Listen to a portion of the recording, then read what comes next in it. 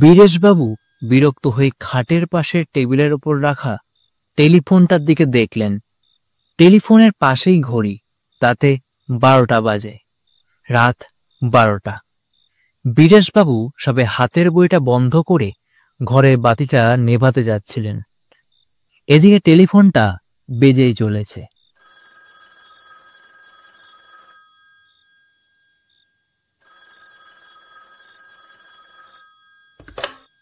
বীরেশবাবু রিসিভারটা তুলে নিলেন। Hello, 4651776। Yes, বীরেশবাবু আছেন? বীরেশচন্দ্র নিয়োগী কথা বলছি। ও, নমস্কার। নমস্কার।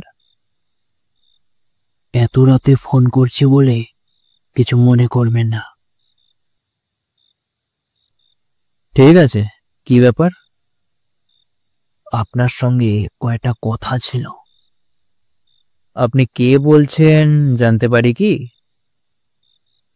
আমার নাম গণপতি সোম। বীরেশবাবুর বিরক্তিটা আবার মাথা চাড়া দিয়ে উঠল। বললেন, কিন্তু এখন তো কথা বলার সময় হবে না, আমি শুতে যাচ্ছিলাম, আর তাছাড়া আপনাকে তো চিনিও না। কিন্তু আমি আপনাকে চিনি। আপনার পেশা ডাক্তারি। 3 মাস হলো এই বাড়িতে এসেছেন।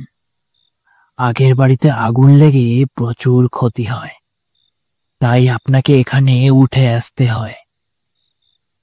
আপনার স্ত্রী গত হয়েছেন আজ 11 বছর হলো। আপনার বয়স 55। আপনার একটা ছেলে আছে, ইঞ্জিনিয়ার, সে ভোপালে থাকে। কেমন, ঠিক বলিনি? বীরেশবাবু যার পরনায় বিস্মিত হলেন। বললেন, আপনি এত কথা জানলেন কি করে? ধরে নিন এটা আমার একটা বিশেষ ক্ষমতা। এবার বলুন, আপনি আমার কথাগুলো শুনতে চান কি না? বেশি সময় লাগবে না তো? না, অবশ্যই কথার পর যদি কথোপকথন চলে তাহলে কিছুটা সময় লাগতে পারে। ঠিক আছে, বলুন। আজ থেকে 7 বছর আগের কথা বলছি। আমার পেশা ছিল ওকালতি। আপনি সেই সময় মুক্তারামবাবু স্ট্রিটে থাকতেন, তাই নয় কি? ঠিকই বলেছেন। আপনার ছেলের নাম অরূপ। হ্যাঁ। সে তখন সিটি কলেজে পড়তো। হ্যাঁ। এটাও আপনি জানেন কিনা দেখুন, আপনার ছেলের একটা বন্ধু ছিল, নাম শ্রীপতি। তা হতে পারে, ছেলের বন্ধুদের খবর আমি সব সময় রাখতাম না। এই শ্রীপতি ছিল আমার মেজ ছেলে। খুব ভালো ছেলে ছিল, যেমন পড়াশোনায় তেমনি স্বভাব চরিত্রে। তার বন্ধুদের মধ্যে সবচেয়ে অন্তরঙ্গ ছিল আপনার ছেলে অরূপ। কিন্তু দুর্ভাগ্যক্রমে আমার ছেলে কুসঙ্গে পড়ে। তার ফলে ক্রমে তার মধ্যে অনেক বদ অভ্যাস দেখা যায়। অরূপ অনেক চেষ্টা করেছিল তাকে বুঝিয়ে বলে এই কুসঙ্গ ত্যাগ করাতে, কিন্তু তাতে সে সফল হয়নি। অথচ শ্রীপতির ওপর থেকে অরূপের টান যায়নি। অরূপ বদ্ধপরিকর ছিল যে শ্রীপতিকে আবার সৎ পথে ফিরিয়ে আনবে, কিন্তু তার চেষ্টা বৃথা হয়। এসব কি আপনার জানা? অরূপের এই বন্ধুকে আমি দেখেছি, কিন্তু সে যে কুসঙ্গে পড়েছিল সেটা জানতাম না। এবার একটা দুর্ঘটনার কথা বলি। আমার ছেলেকে জুয়ার নেশায় ধরে। সে রেসের মাঠে যেতে শুরু করে। তার ফলে তার অনেক হার হয় এবং বিস্তর দেনা হয়ে যায়। তখন সে অরূপের কাছে হাত পাতে, বলে তাকে উদ্ধার না করলে আত্মহত্যা ছাড়া আর গতি নেই। অরূপ তাকে সাহায্য করে কিভাবে সেটা আপনি জানেন কি? এখন বুঝতে পারছি। কি বুঝছেন? আমার বাড়িতে সিন্ধুকে একটা অতি মূল্যবান জিনিস ছিল। এটা আমার ঠাকুরদার সম্পত্তি, একটা হীরের আংটি। হ্যাঁ, আপনার ঠাকুরদাদা ছিলেন চণ্ডীপুর স্ট্রিটের রাজার গৃহ চিকিৎসক। রাজাকে একবার দুরারোগ্য ব্যাধির হাত থেকে বাঁচিয়েছিলেন বলে রাজা খুশি হয়ে তাকে এই আংটিটি দেন। এই আংটিটি সিন্দুক থেকে বার করে আপনার ছেলে আমার ছেলেকে দিয়ে দেয়। আশ্চর্য ব্যাপার, আমরা এই আংটি অন্তর্ধান রহস্যের কোনো কিনারা করতে পারিনি, পুলিশও পারেনি। পারবে কি করে? আপনার ছেলে এত ভালো, তাকে আপনারা সন্দেহ করবেন কি করে? তা তো বটেই, সেই আংটি কিন্তু আমার ছেলের কাছেই থেকে যায়। আংটিটা তার এত ভালো লাগে যে সেটা সে হাতছাড়া করতে চায়নি। শেষটায় আমি ছেলের অবস্থা জানতে পেরে মহাজনের কাছ থেকে টাকা নিয়ে তার দেনা শোধের ব্যবস্থা করি। সেই আংটি কি এখনো আপনার ছেলের কাছেই আছে? হ্যাঁ, কিন্তু সেটা সে আপনাকে ফেরত দিতে চায়। তার আংটির শখ মিটে গেছে। আংটি ফেরত দিয়ে সে কলঙ্কের হাত থেকে রেহাই পেতে চায়। তাছাড়া আপনার ছেলের মনেও একটা গ্লানি রয়েছে, সেটাও দূর করা দরকার। আপনার ছেলে কি আমার সঙ্গে দেখা করতে চায়?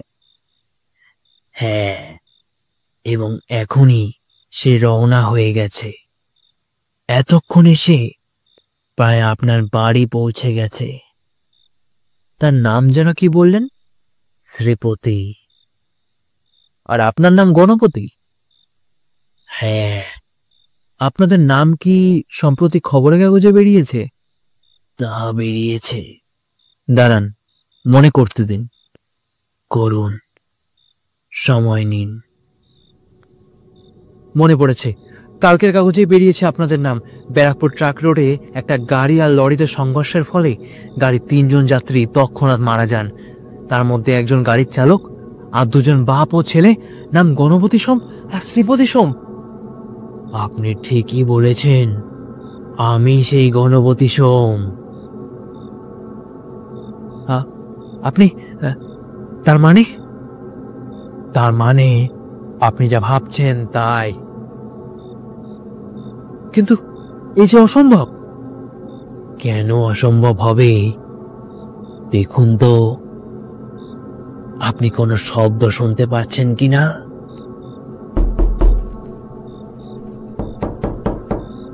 হ্যাঁ, পাচ্ছি। কি শব্দ? কে যেন আমার নিচের ঘরের দরজায় টোকা মারছে। নিস্তব্ধ রাত্রে বীরেশবাবু স্পষ্ট শুনতে পেলেন সেই শব্দ। তারপর টেলিফোনে শুনলেন, দরজাটা খুলে দিন, আমার ছেলে অপেক্ষা করছে। না না, আমি দরজা খুলব না। বীরেশবাবু বুঝলেন তার গলা শুকিয়ে আসছে। তার ডান হাতের রিসিভারটা কাঁপছে। আবার টেলিফোনে কথা। দরজা না খুললেও সে ঢুকতে পারবে, সে ক্ষমতা তার আছে। এবার শুনুন তো, কোনো আওয়াজ পাচ্ছেন কিনা?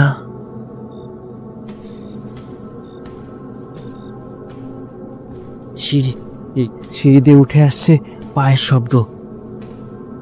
আপনি কোনো চিন্তা করবেন না বীরেশবাবু, সে আপনাকে বিরক্ত করবে না। শুধু আপনার পাশের ঘরে গিয়ে টেবিলের উপর রেখে আসবে আংটিটা।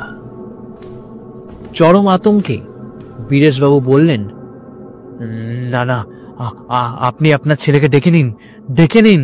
তার তো উপায় নেই বীরেশবাবু, সে আপনার দোতলার ঘরে পৌঁছে গেছে। বীরেশবাবু স্পষ্ট শুনলেন পাশের ঘরে পায়ের শব্দ।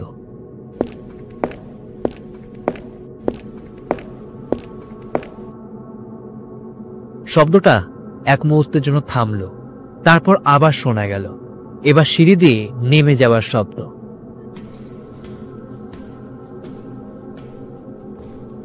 টেলিফোনে কথা এলো, এবারে আপনি নিশ্চিন্ত। আপনি টেলিফোন রেখে পাশের ঘরে গিয়ে দেখুন, আমি আসি। আপনার সঙ্গে আলাপ করে ভালো লাগলো। Good night. বীরেশবাবু রিসিভারটা রেখে দিলেন। তার কপাল এই পৌষ মাসেও ঘর মারত। কিছুক্ষণ বিছানায় চুপ করে বসে থেকে তিনি উঠলেন। অতি সন্তর্পণে এগিয়ে গিয়ে পাশের ঘরের ভেজানো দরজাটা খুলে ভেতরে ঢুকে বাতিটা জ্বালালেন। হ্যাঁ, সত্যি পড়ে আছে টেবিলের ওপর। এই অল্প আলোতেও ঝলমল করছে তার দুটি 7 বছর পরে ফিরে পাওয়া তার ঠাকুরদাদার হীরের আংটি।